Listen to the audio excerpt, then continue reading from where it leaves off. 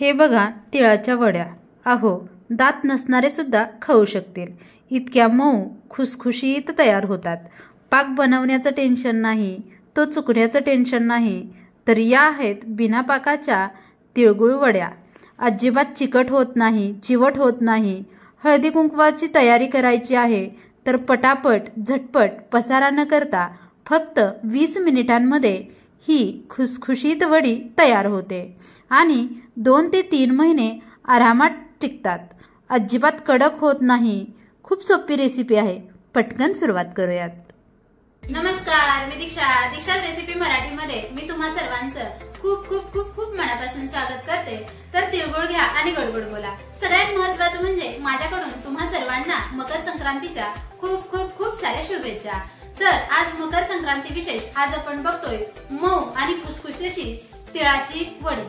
तर ही तिळाची वडी खूप सोपी रेसिपी आहे. अहो, दात नसणारे सुद्धा खाऊ शकतील. इतकी सोपी ही रेसिपी आहे. पाक बनवायचं टेन्शन नाही, पाक चुकण्याचं टेन्शन नाही. अगदी मऊ आणि खुसखुशीत बनून तयार होते ही वडी. हळदी कुंकवाचा कार्यक्रम असेल आणि लाडू बनवायला वेळ नसेल तर ही वडी अगदी 15 ते 20 मिनिटांमध्ये मऊ आणि खुसखुशीत बनून तयार होते. चला तर मग आपण या वडीसाठी काय साहित्य लागणार आहे ते बघूयात. रेसिपी खूप सोपी आहे, लगेच सुरू करूयात. पण त्याआधी माझ्या या चॅनलवर नवीन असाल तर माझ्या या दीक्षाच रेसिपी मराठीला पटकन सबस्क्राईब करून घ्या. चला तर मग आपण बघूयात की या वडीसाठी काय साहित्य लागणार आहे. या वडीसाठी आपण इथे घेतलेले आहेत हे तीळ आहेत. तीळ हे देशी तीळ मी घेतलेले आहेत. इथे बिना पॉलिशचे तीळ आहेत. पॉलिशचे सुद्धा पांढरे शुभ्र असे तीळ मिळतात. पण तुम्ही असतील तर हे देशी तीळच वापरा, कारण हे चवीला सुद्धा छान असतात आणि आपल्या शरीराला सुद्धा खूप छान असतात. त्यामुळे हे तीळ मी इथे घेतलेले आहेत. हे तीळ नसतील तर तुम्ही पॉलिशचे तीळ वापरले तरी देखील काहीच हरकत नाही. हे आहेत 1 वाटी तीळ. इथे मी गुळ घेतलेला आहे. गुळ आहे 2 वाटी आणि ते शेंगदाणे घेतलेले आहेत. शेंगदाणे आहे 1 वाटी आणि सुकं किसलेलं खोबरं आहे ती आहे अर्धी वाटी. इथे गुळ आणि तीळ हे 2 वाटी आहे. 1 वाटी शेंगदाणे 1 वाटी तीळ, त्यामुळे गुळ आपण इथे 2 वाटी वापरतोय. त्याचबरोबर मी इथे घेतलेली आहे सुंठ पावडर अर्धा चमचा आणि विलायची पावडर अर्धा चमचा. त्याचबरोबर आपण इथे तूप वापरणार आहोत. तूप 1 चमचा आपण याच्यामध्ये घालणार आहोत. हे झालं साहित्य. तर पटकन आपण सुरुवात करूया. सगळ्यात महत्वाचं, मी इथे गॅस चालू करून घेते आणि असा एक तवा ठेवते. हा मी इथे लोखंडी तवा वापरलेला आहे. हा तवा थोडासा गरम होऊ द्यायचा आहे आणि मग याच्यावरती आपण तीळ छान असे खरपूस भाजून घेणार आहोत. हे बघा आपला तवा छान गरम झालेला आहे. आता याच्यामध्ये मी तीळ घालून घेते. आपण हे 1 वाटी तीळ घेतले. हे तीळ छान असे खरपूस भाजून घ्या. हे तीळ छान असे तडतड उडेपर्यंत छान भाजून घ्या. तीळ भाजले की नाही हे कसं ओळखायचं, तर असे तडतड उडायला लागले की समजायचे आपले तीळ छान भाजले आहेत. किंवा ते टम्म फुगून असे फुलून वरती येतात तेव्हा समजायचं आपले तीळ छान भाजलेत. आणि तिसरं म्हणजे हे तीळ असे हातावरती चुरून बघायचं. पटकन चुरले जातात, बघा होतोय, याचाच अर्थ समजायचं की आपले तीळ छान भाजले गेलेले आहेत. छान असे हे खरपूस भाजून घ्यायचंय. काय मस्त सुवास येतोय माहितीये का. जेव्हा आपण ते पॉलिशचे तीळ वापरतो ना तेव्हा असा सुवास अजिबात येत नाही, पण या तिळाचा सुवास खूप छान येतो. हे बघा आपले तीळ छान असे खरपूस भाजून तयार आहेत. हे आपण आता एका प्लेटमध्ये काढून घेऊयात.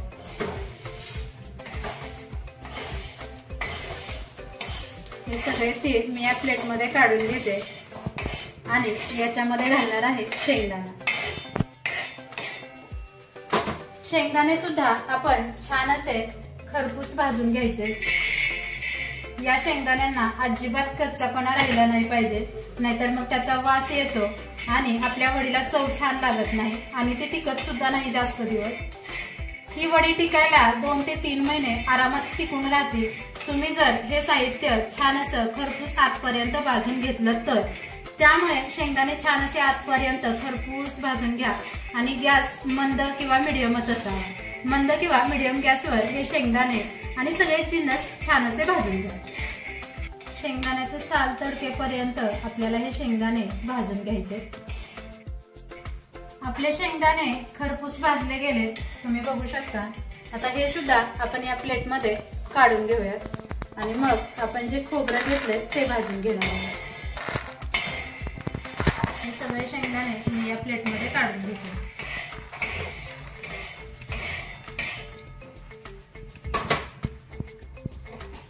आता आपण हे खोबरं घालून घेऊया.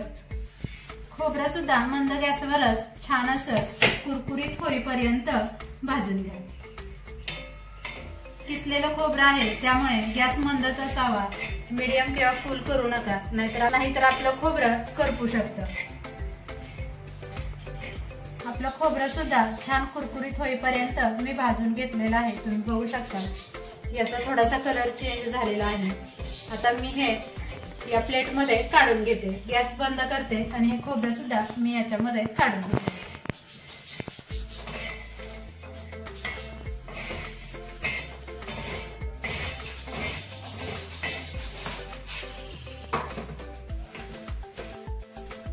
आता इथे मी तीळ, शेंगदाणे आणि खोबरे छान असं खरपूस भाजून घेतलेलं आहे. 5 मिनिटांसाठी आपण हे सगळे जिन्नस थंड करून घेऊयात आणि मग थोडं थोडं करत मिक्सर मधून आपण हे फिरवून घेणार आहोत. इथे मी घेतलेलं आहे एक मोठं मिक्सरचं भांड. याच्यामध्ये मी हे शेंगदाणे घालून घेते. तुम्हाला जर या शेंगदाण्यावरचं सलपाट काढायचं असेल तर तुम्ही काढू शकता, कारण मी इथे काढणार नाही, कारण याच्या सलपाटांमध्ये बरेच पोषक तत्वे असतात, त्यामुळे मी हे शेंगदाणे असेच वापरणार आहे. प्रथम आपण मिक्सरच्या भांड्यामध्ये शेंगदाणे काढून घेतोय. हे बघा,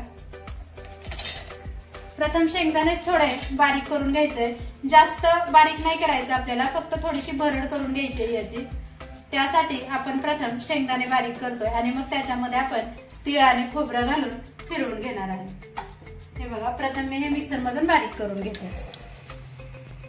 हे बघा, मिक्सरला मी शेंगदाणे छान बारीक करून घेतलेत, म्हणजे याची भरड करून घेतले. मी तुम्हाला दाखवते. हे बघा, या पद्धतीने असे थोडेसे मोठे ठेवायचे. आता याच्यामध्ये आपण तीळ घालूयात आणि हे राहिलेलं खोबरं सुद्धा घालून घेऊयात आणि मग थोडंसं फिरवून घेऊयात. जास्त फिरवायचं नाहीये, बंद चालू करत फिरवून घ्या. नाहीतर तुम्ही एकदम जर फिरवायला गेलात तर त्याचं तेल रिलीज होतं आणि मग ते सगळं असं चिकट होतं. त्यासाठी मिक्सर बंद चालू करतच आपल्याला हे फिरवून घ्यायचंय. हे बघा, खोबरं आणि तीळ सुद्धा मी याच्यामध्ये छान फिरवून घेतले. तुम्ही बघू शकता, पल्स मोडवर चालू बंद करत हे मी छान असं मिक्सरला फिरवून घेतलंय. आता आपण हे एका प्लेटमध्ये काढून घेऊयात आणि मग पुढची प्रोसेस करूया.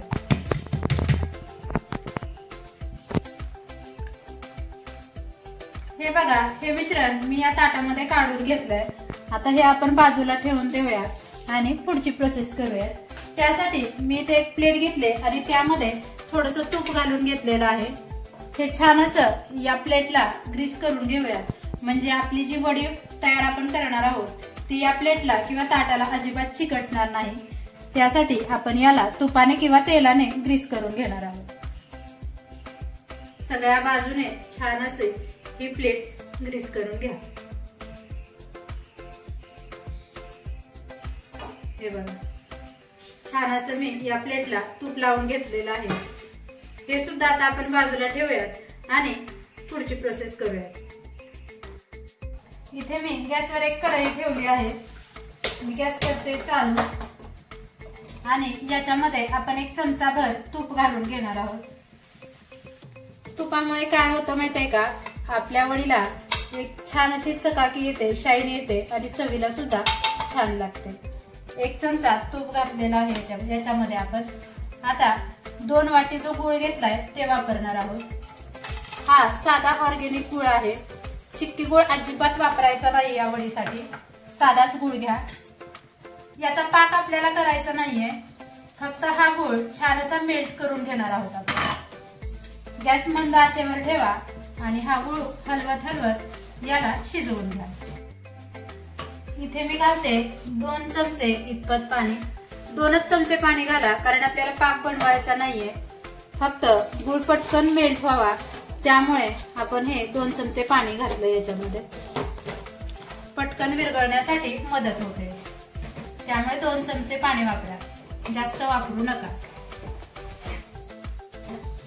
हे बघा, आपला गूळ छान असा मेल्ट झालेला आहे. मी मगाशी सांगितल्याप्रमाणे आपल्याला याचा पाक नाही बनवायचा, फक्त मेल्ट करायचा आहे.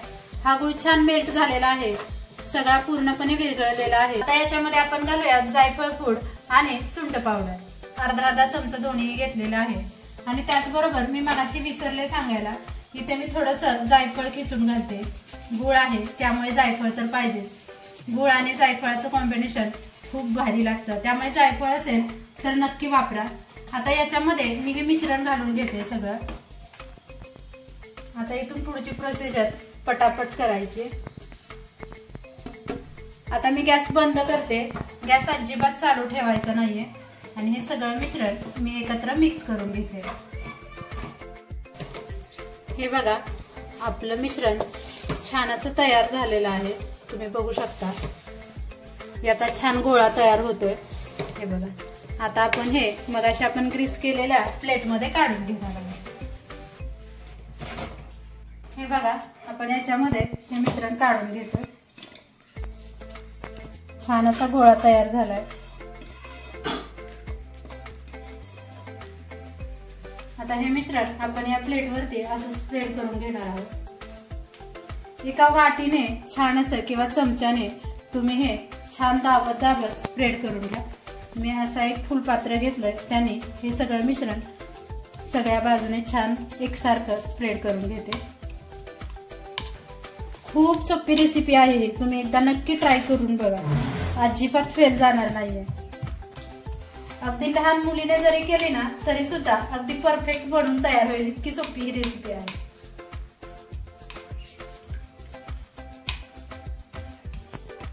हे बघा, हे छान मी एकसारखं या प्लेटमध्ये हे सगळं मिश्रण स्प्रेड करून घेतलंय. आता हे आपण 5 मिनिटांसाठी हलकसं थंड होऊन देऊयात आणि मग याच्या आपण वड्या करून घेऊयात. पहिल्यांदा आपण याचे एजेस कट करून घेणार आहोत आणि मग आपण याच्या वड्या तयार करणार आहोत. ते मी 5 मिनिटांसाठी बाजूला ठेवून देते. बघा, हे मिश्रण थंड झालेलं आहे, हलकसं कोमट आहे. तेव्हाच आपण या वड्या कट करून घेणार आहोत. पूर्ण थंड नाही करायचं, हलकसं गरम असलं पाहिजे हे मिश्रण. बघा किती छान पटापट अशा वड्या तयार होत आहेत. त्याच्या कट करताना तुम्हाला कळतच असेल. हे बघा, प्रथम आपण मध्य भागातून सुरुवात करायची, म्हणजे आपल्या वड्या एकसारख्या पडल्या जातात. या पद्धतीने कट करून घ्या.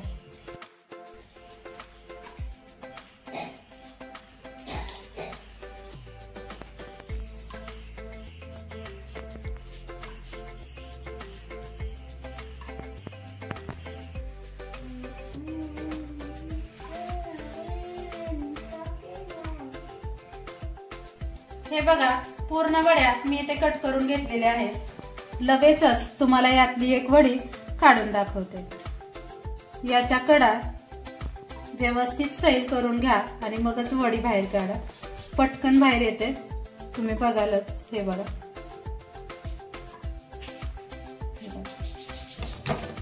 काय मस्त दिसते ही वडी, तुम्ही बघू शकाल. अगदी खुसखुशीत मऊ अशी तयार झाली. दुसरी एक वडी मी तुम्हाला काढून दाखवते. हे बघा, मी सांगितल्याप्रमाणे प्रथम याच्या कडा सैल करून घ्या आणि मग या वड्या काढा. पटकन निघतात या वड्या. हे बघा,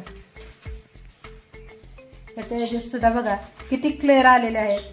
खूप मस्त मऊ आणि खुसखुशीत आणि पटपट अशा ह्या झटपट वड्या बनून तयार होतात. तुम्हाला मी एक तोडून सुद्धा दाखवते. हे बघा, पटकन तुटते. अगदी ओठांनी खालणार इतकी मऊ आणि खुसखुशीत बनून ही वडी तयार होते. तुम्ही सुद्धा एकदा ट्राय करून बघा आणि कशी झाली ते मला कमेंटमध्ये सांगायला अजिबात विसरू नका. आणि सगळ्यात महत्त्वाचं म्हणजे ही वडी 2 ते 3 महिने आरामात टिकून राहते आणि चवीला सुद्धा अगदी भन्नाट लागते. अजून एक वडी मी तुम्हाला यातली काढून दाखवते. एक वडी सैल केली की सगळ्या वड्या अगदी पटापट निघतात. हे बघा, अगदी मऊ आणि खुसखुशीत बनून तयार होतात. कमी वेळेमध्ये होणारी ही रेसिपी आहे. तुमचा जर हळदी कुंकवाचा कार्यक्रम असेल आणि लाडू बनवायला वेळ नसेल तर ही वडी अगदी 15 ते 20 मिनिटात बनून तयार होते.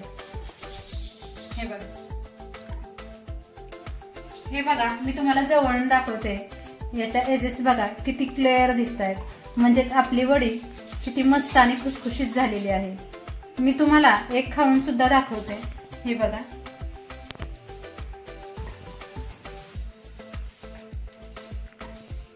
मस्त भन्नाट लागते. तुम्ही जर ही वडी एकदा खाल ना तर तिच्या प्रेमातच पडा. माझी गॅरंटी आहे. तुम्ही एकदा नक्की ट्राय करून बघा.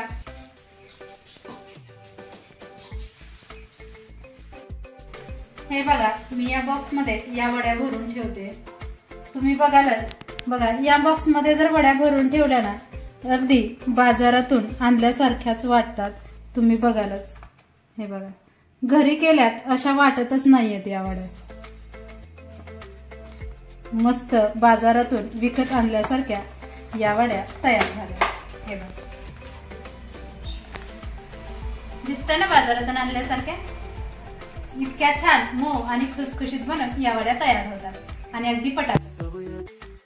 तुम्हाला जर माझा हा व्हिडिओ आवडला असेल तर माझ्या व्हिडिओला लाईक करा, शेअर करा आणि सगळ्यात महत्त्वाचं म्हणजे सबस्क्राईब करायला अजिबात विसरू नका. पुन्हा एकदा तुम्हा सर्वांना माझ्याकडून मकर संक्रांतीच्या खूप खूप खूप साऱ्या शुभेच्छा. पुन्हा भेटूयात अशाच नवीन आणि सोप्या रेसिपी सोबत. तोपर्यंत आनंदी राहा, खुश राहा आणि सगळ्यात महत्त्वाचं म्हणजे स्वस्थ राहा, मस्त खा. धन्यवाद. हीच खास रेसिपी तुझं प्रेम बदलून टाकत सारं जग. तुझ्या हाताची चव जणू कल्पना, दीक्षाच्या स्वप्न